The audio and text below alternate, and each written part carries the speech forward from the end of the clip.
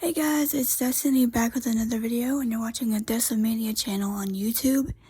And as promised, today I'm going to do a review for the Royal Rumble 2024. And I saw a lot of what people were disappointed about it. A lot of people were disappointed with it. It felt kind of off. Felt kind of flat in some places, but I enjoyed it. But we're going to talk about that and why I think we got the outcomes that we did last night, especially with the Rumble matches. This is going to be a rather quick review, so I'm not going to talk too much about it, but we'll be up here on Wednesday and possibly tomorrow. I might do something tomorrow that I haven't done for a while. I might do a DVD review or something, but we'll be up here Wednesday talking about Vince McMahon, so stay tuned for that. But right now, let's focus on the Royal Rumble, and if you haven't already, please consider subscribing to Decimania. Hit that notification bell, hit the like button, hit the subscribe button, comment down below, all that fun stuff. We're 5 subscribers away from 40, and then our next goal will be 50. And then the next goal will be, I'm going to do it in 10s until I get to 100, and then we're going to shoot for 200 and all that fun stuff. So we're going to shoot for 10 subscribers each time we hit a milestone. So please consider subscribing. I promise I'll have something on here that you enjoy. Alright, so we kicked it off with the Women's Royal Rumble match. We got some surprises in this. We got some NXT stars, and we had some outside stars come in from TNA. Jordan Grace, she came in. The TNA Knockouts champion. It's cool to see her and Trinity in the ring together again. Or Naomi. And let's see, Becky was in this thing. Damage Control. All of them except for Dakota and Io. Although Bayley's not going to be in Damage Control for much longer. Seeing what we saw last night. Or knowing what we saw last night. You had other surprises that included Tiffany Stratton, Roxanne Perez, and Jade Cargill made her debut. So now Tiffany and Roxanne, I don't know if that's their main roster call-up or if that's just a way of saying, here's what these people look like, and we'll talk about some more NXT people later. So stay tuned for that. Liv Morgan came back, and Bayley ended up winning the Women's Royal Rumble. So we pretty much know who she's going to be facing. Becky and Ripley already teased it, so we already know that's going to happen. Unless something drastic happens between now and WrestleMania. And then we had the undisputed WWE Championship match. This match it just wasn't there for me. I don't know about you all, but it just wasn't there for me. Not even because of the participants involved, but because it just didn't feel like a big title match. It just didn't. It had a decent build, I guess, but it just kind of sucked. I think we're kind of treading water now until WrestleMania, because we now know at the end of the show, Cody Rhodes, I'm just going to say it right now, Cody Rhodes is going to go to WrestleMania and hopefully finish his story against Roman Reigns. Roman ended up retaining, just as we thought. AJ did take the pin in this, which I figured he might. anyone needed to take the pin in this, it was AJ. Or if anyone could afford to take the pin, it was AJ Styles. So, that happened. I had the U.S. title match with Logan Paul and Kevin Owens. Logan kept ramming his hand into the post again, or repetitively. And he tried to re-injure Kevin Owens' hand, because that was the storyline. And it was a disqualification victory.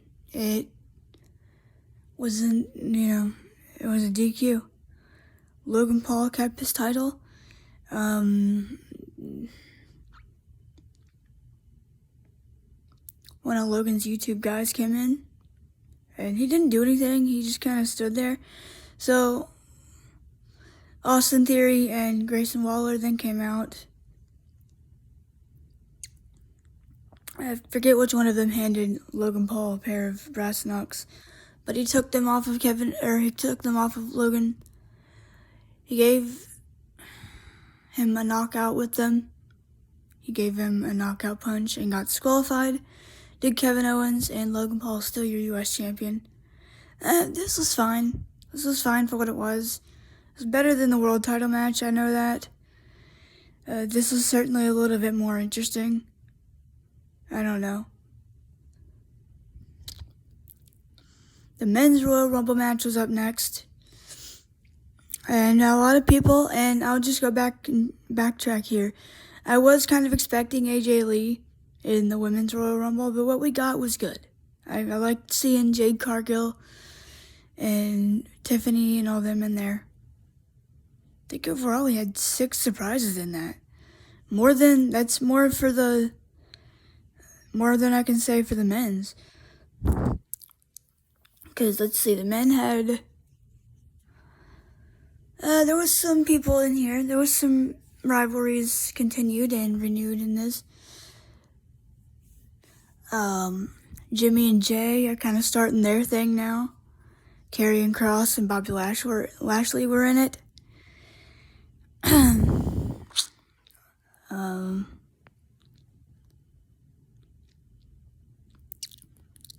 The final 4 that a lot of us expected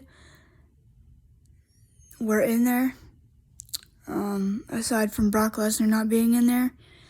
But we all kind of speculated after we found out what we did that he wasn't going to be there.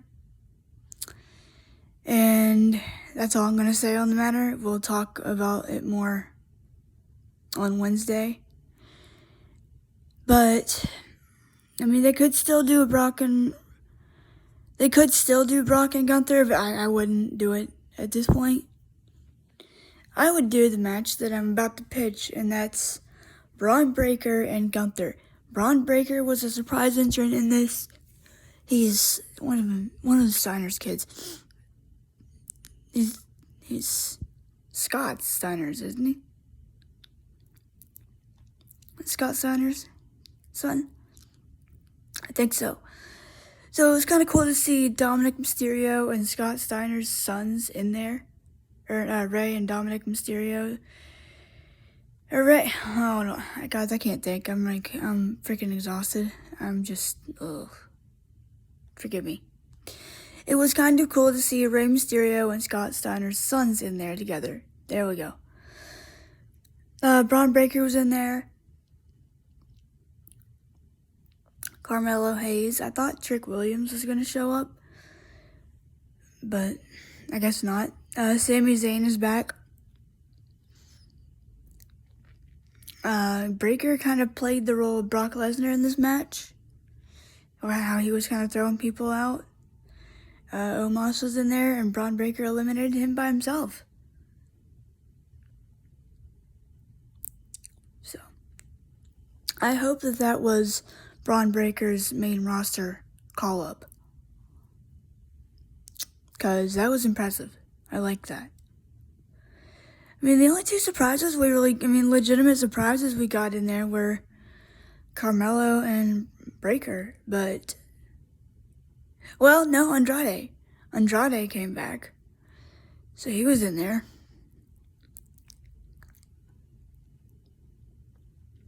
Forget who eliminated who. Doesn't really matter. Jimmy and Jay did not eliminate each other, though. Karrion and Bobby, however, did eliminate each other. I figured it would be Jimmy and Jay, but it's fine. They'll get to that.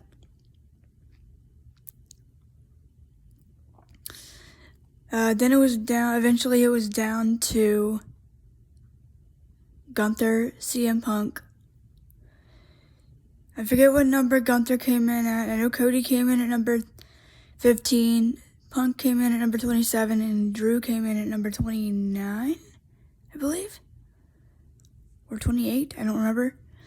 But he came in.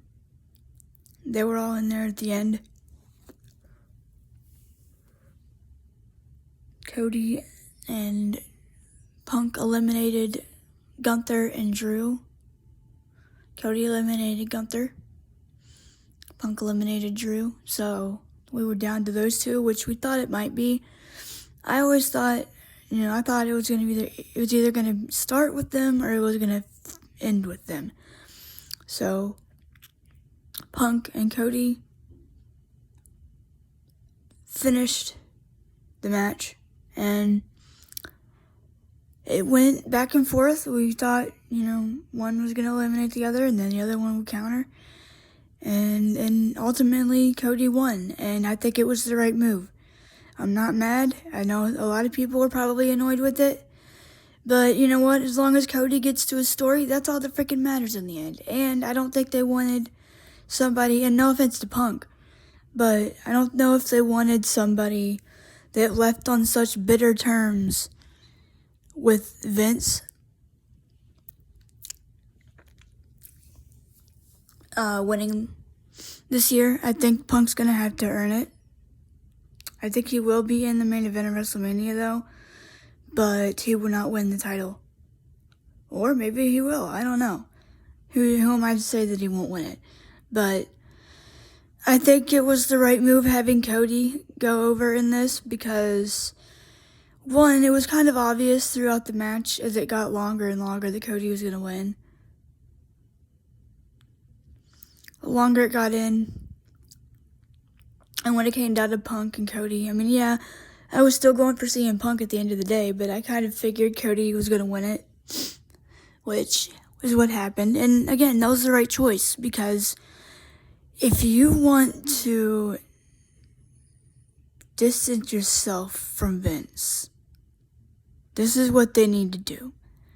They need to have people that are good for the company, representing it in positive ways. You don't need any of this negative baggage.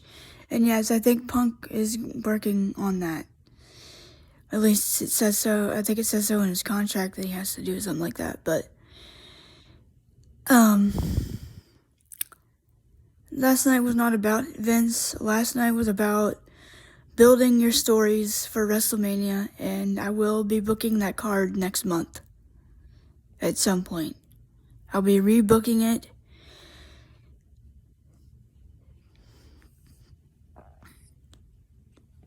And maybe it's not going to be a fantasy booking, but it's going to be, I'm going to do a predictions video. I'm going to do 2 WrestleMania predictions videos. I'm going to do it on the probable card that we'll probably have. And then when it comes time to actually do the pay-per-view predictions themselves, I'll do that.